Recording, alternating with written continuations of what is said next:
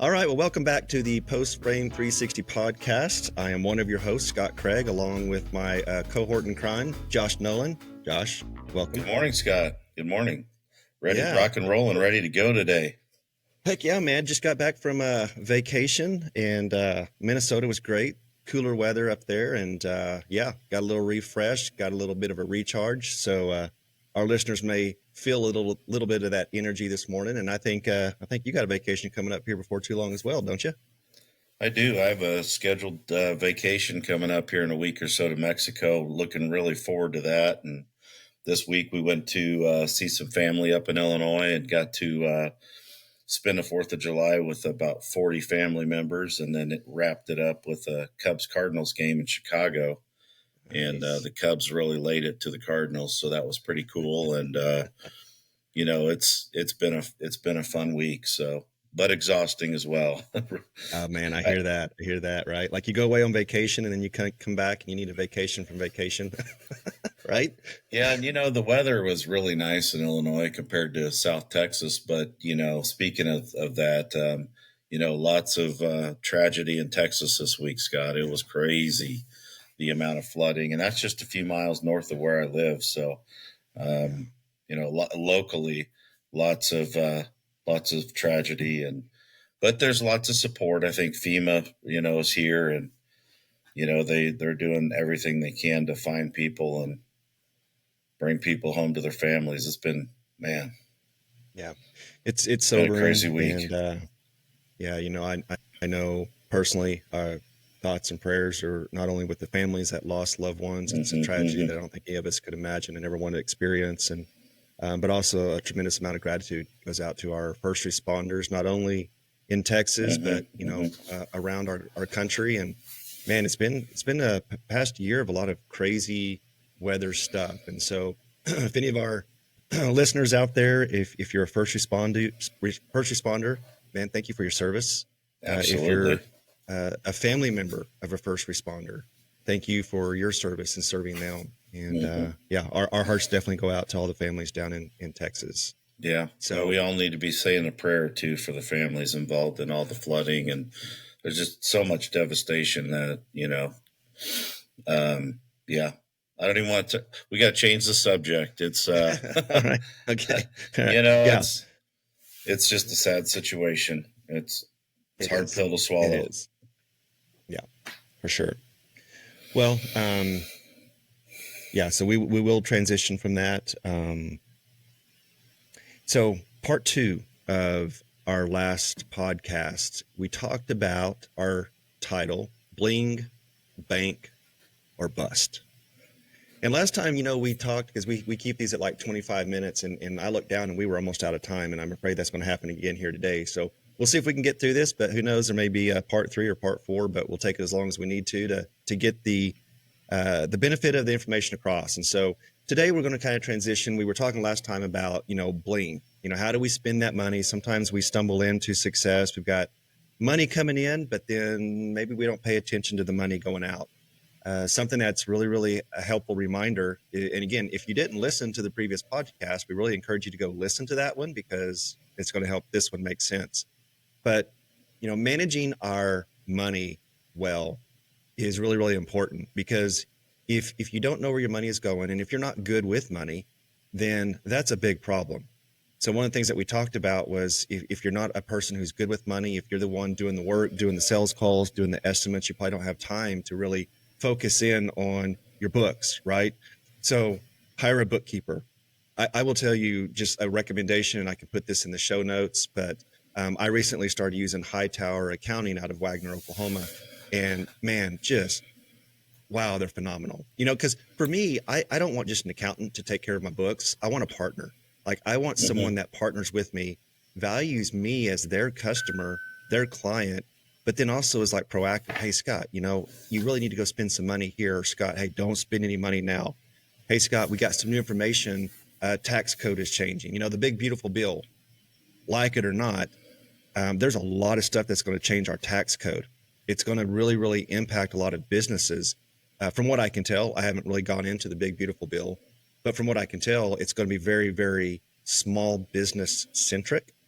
So right now is a good time to start interviewing and finding a bookkeeper, because the tax codes have changed enough. You want someone who's staying on top of that, because it could benefit you for the 2025 tax year moving into 2026, right? So, not to Mm-hmm. go back too far into the previous podcast, go listen to part one.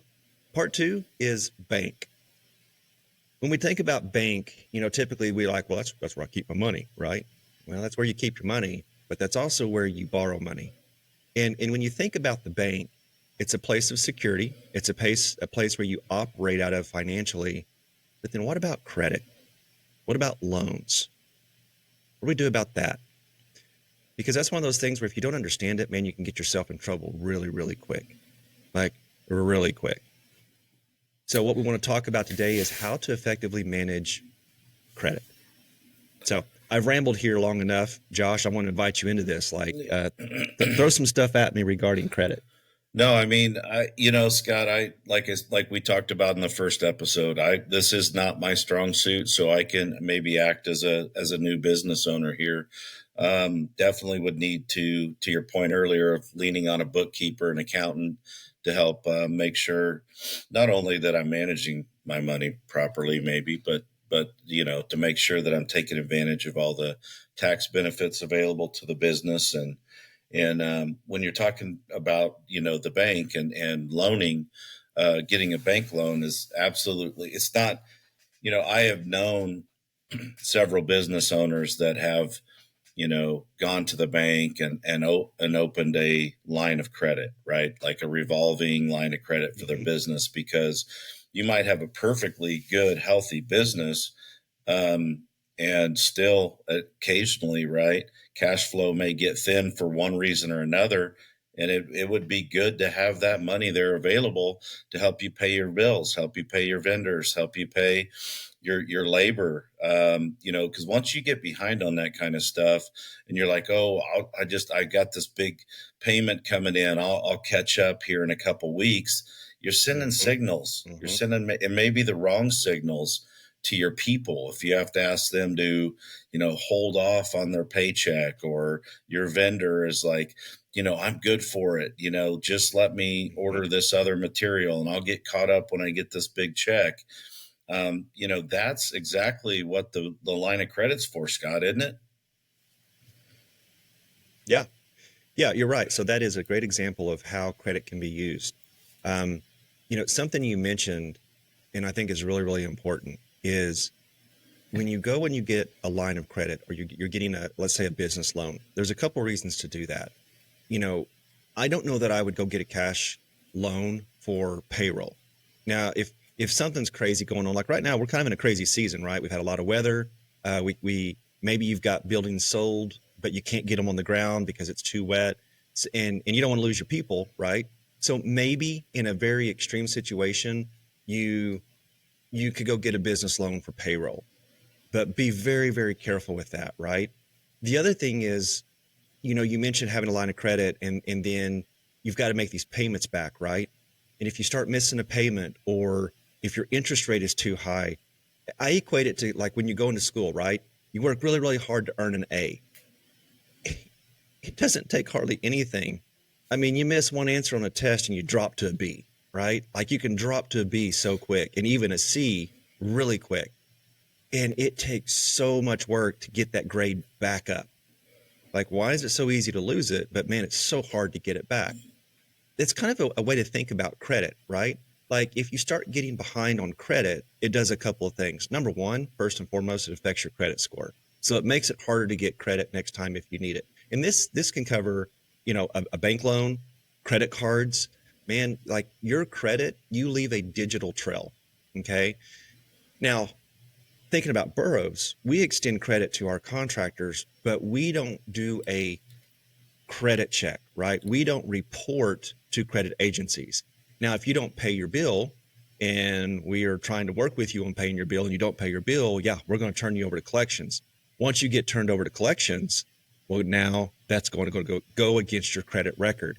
Your credit is too important to handle carelessly and recklessly, because you do need to have a line of credit to run a business.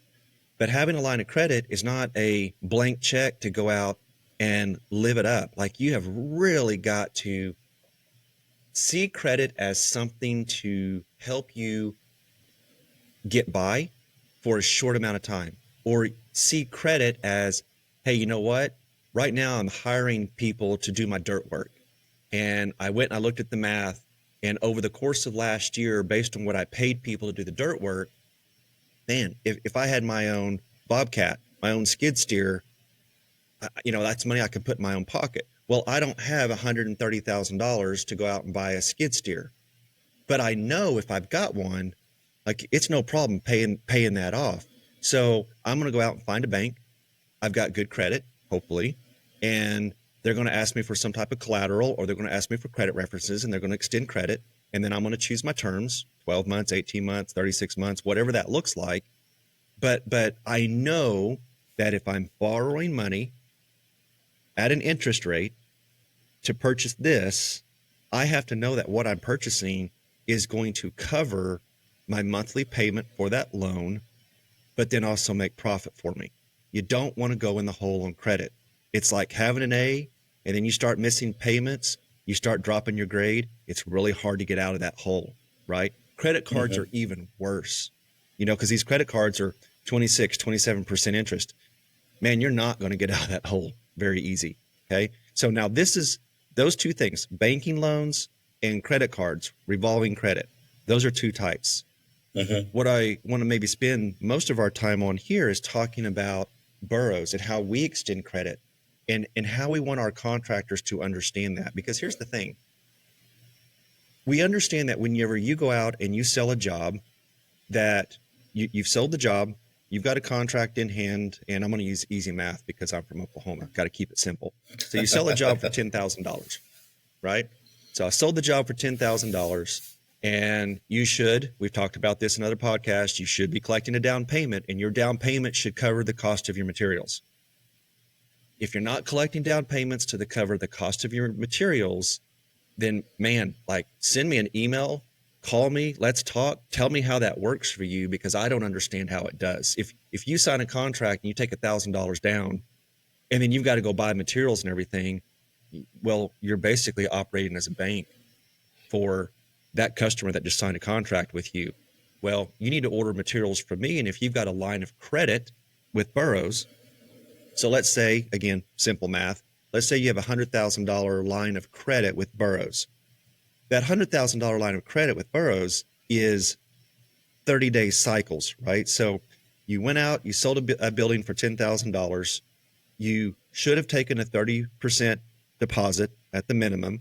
So I've got $3,000. Does my material from boroughs, is it $3,000 or less? Well, in this model I'm using, yes, it should be, right? So I'm going to put my order in to boroughs, and we're going to produce that order for you, and we're going to ship it. Now, there's two scenarios here.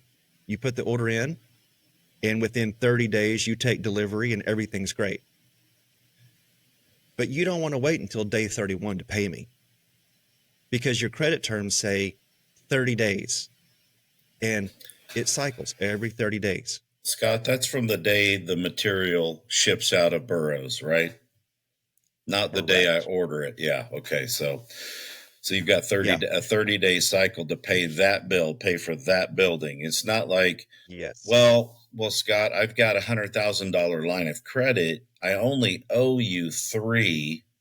So I still have $97,000 of available credit. I'm good until I get 100%. You that money.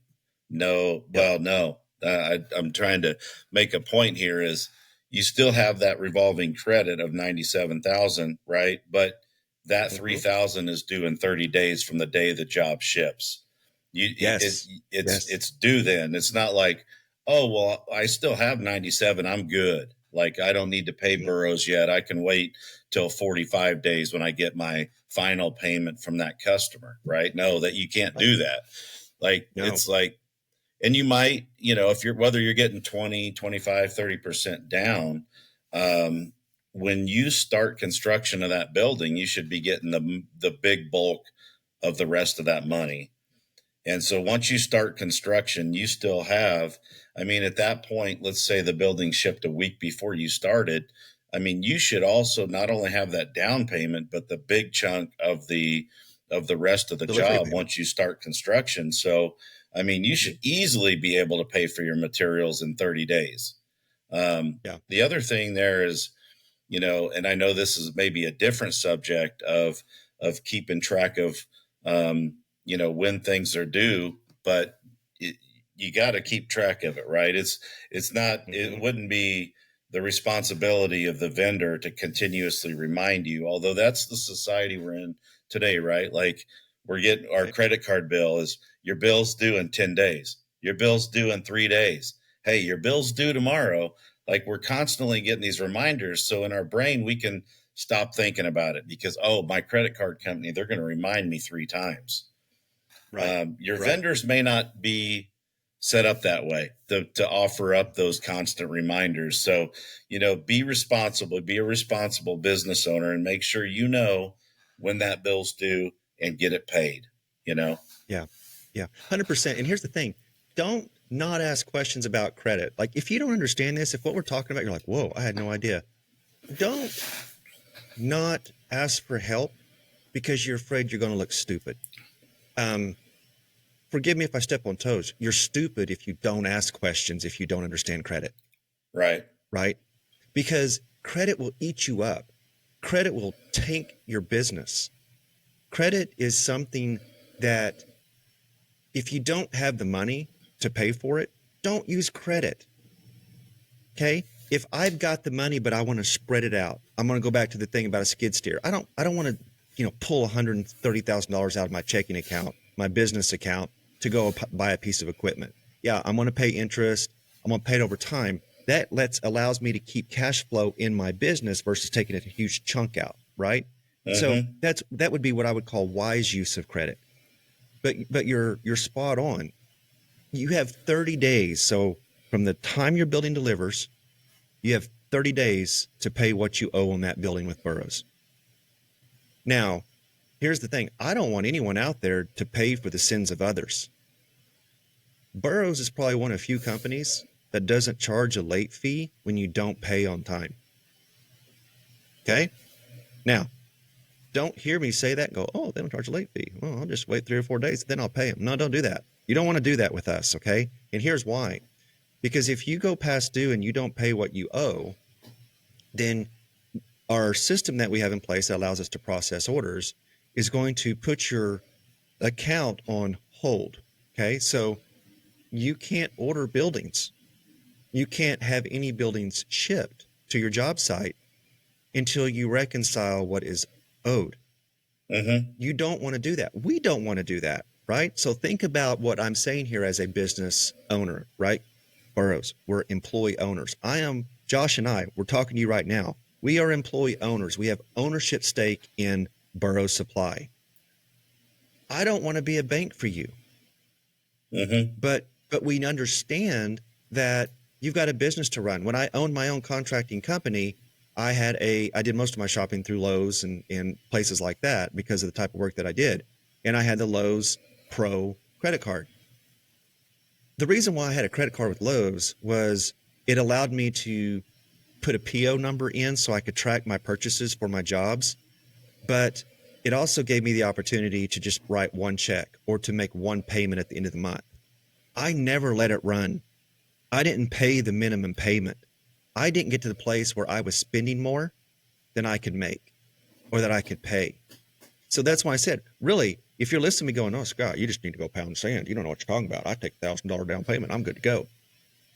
Man, I want to understand that. I'm not making fun of you. I want to understand that because I don't know how you do that.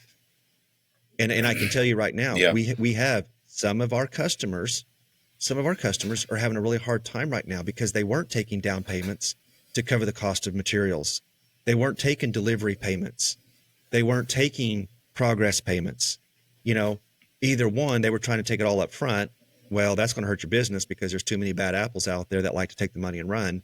Or they're not collecting enough. Now they can't, they not only can they not pay for the materials that they need to build the job, or they're on credit hold because they didn't pay their Mm-hmm. bill So now they can't get materials to the job. Now they've got a crew that's like, we want to work. And now you got to tell your crew, well, you can't work because I didn't pay my bill and I can't get materials on the ground. See how this spirals Yeah. really, really, really quick, right? And you may want to blame Burroughs. Burroughs, they make it hard to do business. No, you know what? We do what I'm telling you to do. We don't overextend ourselves. Now, here's the thing. Have we made mistakes? Sure we have. We overextended ourselves. We overextended ourselves to some contractors and, man, lost our tails on it, right? You're going to make mistakes as a business owner.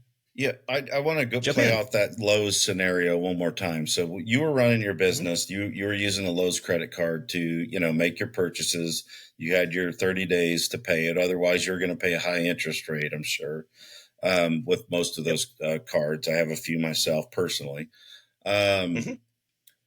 If you went out and you sold a large, let's say a medium-sized but pretty good-sized commercial project in Muskogee, and you were going to be redoing the inside of an old Casey's general store, and you just knew it was a commercial project. You're working with maybe a larger GC out of Chicago, whatever the case is, and you decided to do it. You sold the job. You put a price on it. You got awarded the job. You went to Lowe's. You got the material on your credit card. You started the project, and all of a sudden, you realize that, man, it takes like 90 days to get paid by this GC. They're huge. I mean, I've got this whole, you're starting to learn like, oh my goodness, I invoice them and then they've got all this processing. Long story short is this. Are you able to call up the Lowe's Chase credit card, Lowe's credit card and say, hey, I need another 60 days to pay my bill because I sold this project and I'm having trouble, paying I can't afford to pay my bill. Can you extend, my credit? Can I pay you in 60 days, interest free? Are they going to let you do that, Scott? That is a hard no. So I would find it interesting that if any client would do that with any vendor, whether it be Lowe's or Burroughs or anywhere else, the answer should be heck no. You've got it. Like, again, I'm going to keep falling back on, you got to be a responsible business owner. And if you can't afford to do a certain type of work, then don't do it, or make sure that you understand how you're going to be able to afford doing it. But don't expect me to just say, it's okay. I know you still have $97,000 of free revolving credit. You just pay me that $3,000 in 60 days when you get paid. So you just made your business my business. And one thing I'm gonna say this, and I'm gonna get off my soapbox here, is I'll never forget a mentor of mine who told me, Josh, you take care of those and they'll take care of you. So you take care of your people, they'll take care of you. Yep. Right. So we're going to do everything we can to take care of our customers, right? Because we want them to take care of us. Right. And so we're going to go out, we're going to do everything we can to help get you your materials when you need it on time, as accurate as we can make it. And if it's not, we're going to fix it. But you got to take care of us when the bill comes due. Right. I'll leave it at that. That's right. Yep. Yeah. No, that's good. And man, I'm looking at the clock and here we are almost out of time already. You asked if I were to call up Lowe's and say, man, I'm running behind, and I call Lowe's and I ask for help. You know what they're going to tell me? Sure, we can extend that for you, but we're going to charge you 24% of the balance. Right? Like they're sure. If you want to slow pay this, great. We're going to charge you for it. Right. Mm-hmm. But again, this goes back to me as a business owner. Whenever I presented a quote for a job, I had it broken down in parts and labor, materials and labor, right? And I told my customer, this is the cost of the materials. I expect payment in full for all the materials. As soon as I show up at your house, your business, whatever project I was doing, that material doesn't get unloaded until I got a check in hand, because I'm not going to sit here with, $20,000 worth of materials on my back. Like, I'm doing this job for you. You hired me to do the job. You're going to pay for everything that I do. I'm not going to get to the end of the job and you go, oh, well, they go like, no. No, like I've got to be a good business owner. Don't overextend yourself. Yeah, I know you're out there trying to win business. You're trying to sell buildings. I get it. I've been there. I've been in your shoes. I'm not just sitting here talking from a corner office, you know? Yeah, I went to college, but I'm not sitting here as a college student that doesn't know what they're doing. I've been in your shoes. I've owned 4 businesses. I've been in construction. And that's when I'm telling you this. Like, hopefully you can hear the urgency in my voice. If you found yourself in a place of owning a business, maybe it was never your plan, or maybe it was your plan, but you're listening to some of this and you're like, yeah, man, I've made some of those mistakes. Well, here's the thing. I'm throwing a lifeline out there for you. It's never too late to start now to do things right. It's never dumb to say, man, I don't know what I'm doing here. One of the smartest things you can do is ask for help. And I get it. I'm one of the world's worst about asking for help. But man, you got to learn to ask for help. Because here's the thing. It's a sales tactic, right? It's really hard for people to say no when you ask for help, if you're sincere in asking. And I'm telling you, as a company, as Burroughs Supply, for anyone who chooses to do business with us, there's going to be things that we're going to do you're not going to like. You're not going to like our prices. You're not going to like this. You're not going to like that. We don't carry everything you want. I can't be everything to everyone. But Josh said it, and this is how we're going to wrap this up. We are going to do everything we can to help you be a successful business owner. And in return, we're going to ask you to do everything you can to help us be a successful business owner. And the way you do that is you make sure that your orders are accurate. You make sure you review your orders when we submit them back to you after they've been put in. If you are asking for credit from us, please pay your bill on time. That's how you help us be successful. And when you do that, we're going to help you be successful. Because if you call us up and say, hey, things are kind of tight right now, can you help me out? Yeah, let's figure something out, right? I'm not here to shut you down. I'm here to keep your doors open. But you got to talk to me. And if we're in this together and we're honest with each other, that's what business partners do. Mm-hmm. They help each other be successful. But if you leave me holding too many times your invoice unpaid, it makes it hard for me to bend over backwards for you. So this is a reciprocal partnership. That's well stated. That is the Scott. end of part 2. Well, part 2 is over. Yeah. Part 2 is over. So we're going to come back next time. We're going to talk about bust. And that's the bad one, right? Like what happens when everything goes to, you know where in a handbasket, right? So we're going to hit part 3. And then after that, we got some other topics that Josh and I are excited to bring to you. But Josh, man, I'm sorry that I've done most of the talking. For those of you who aren't on video yet, by the way, real quick, sorry, I know I'm over time. Sorry, long-winded, off of vacation. We're going to start posting these on YouTube. So I've been saying, hey, we got video now. Those of you listening on iTunes and Spotify and Podbean, you can't see us, right? So maybe that's not a bad thing. But you really should see Josh. I mean, Josh is what makes this thing pretty. I may have the voice, Josh has the looks. So you really need to start watching this on video. I'm going to start working out again. No. He's working out right now. Yeah. So, hey guys, thank you so much for joining us for part 2 of Bling, Bank, or Bust. I hope it was helpful. I hope we didn't step on toes, because here's the thing. We want you to be successful. When you are, so are we. Yeah. So thank you again. And we'll see you on the next episode of the Post Frame 360 podcast with part 3 of Bling, Bank, or Bust. We'll get it wrapped up. Take care, guys. Peace out.